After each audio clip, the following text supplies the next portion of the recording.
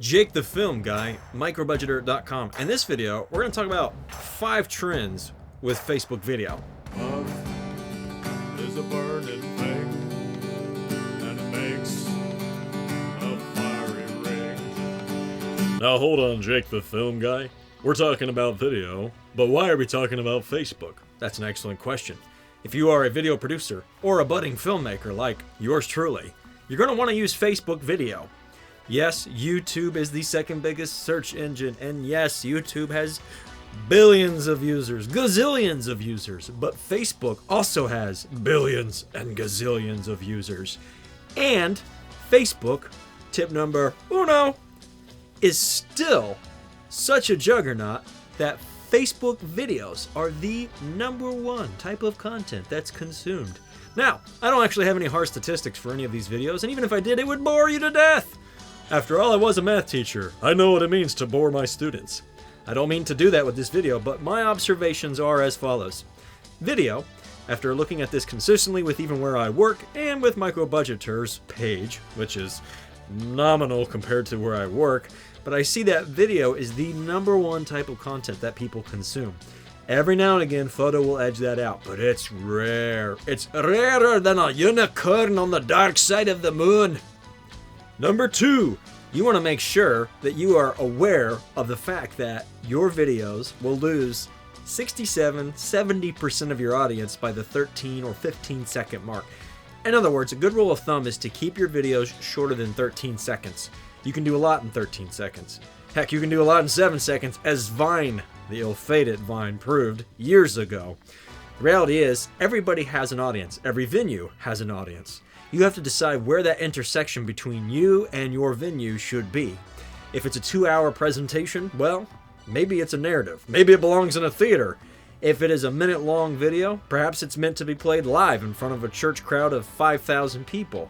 Maybe it's meant for YouTube. At a minute, that's possible. On Facebook, I doubt it, because on Facebook, the trend is if it's not a live event, there's that caveat, if it's not a live event, then most of your audience will disappear by the 13 or 15 second mark. The majority, 2/3, 70%. But that asymptotic curve levels off so that by the minute mark, you still have about 20% of your audience. You don't lose as much of your audience between 15 seconds and 60 seconds, but you will lose a lot of your audience. So be mindful and use YouTube or another site if it's appropriate to put a longer video and put a short blurb, a mini trailer to point people to the longer video or short film. So whether you're a video producer or a filmmaker, that's beneficial to you. That brings me to my next and third point, that Facebook is getting older. Facebook is old and it's getting older.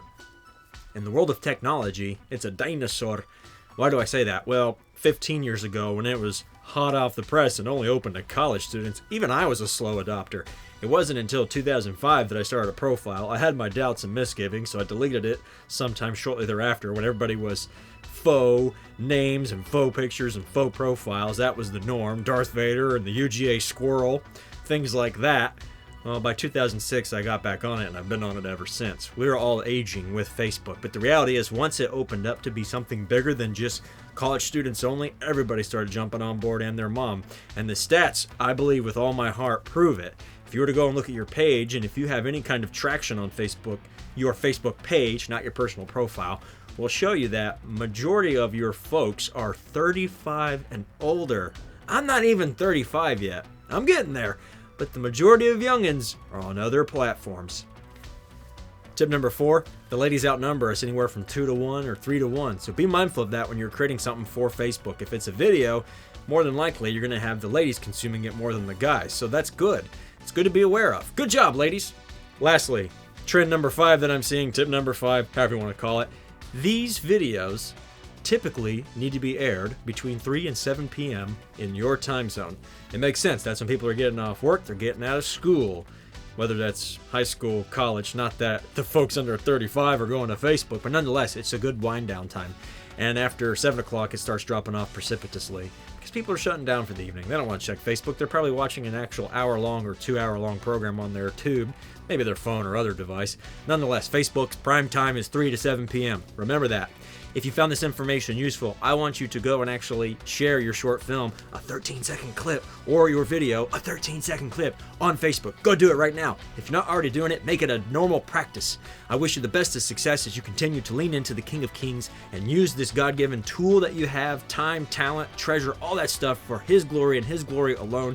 Let's partner with the light of the world and get away from the opposite end of that spectrum where there is death, destruction, exploitation, all manner of hideous things. So if you're a follower of Jesus, flee! Get away from that stuff. Lean into the light of the world and share what you are doing with the world, all for the glory of God.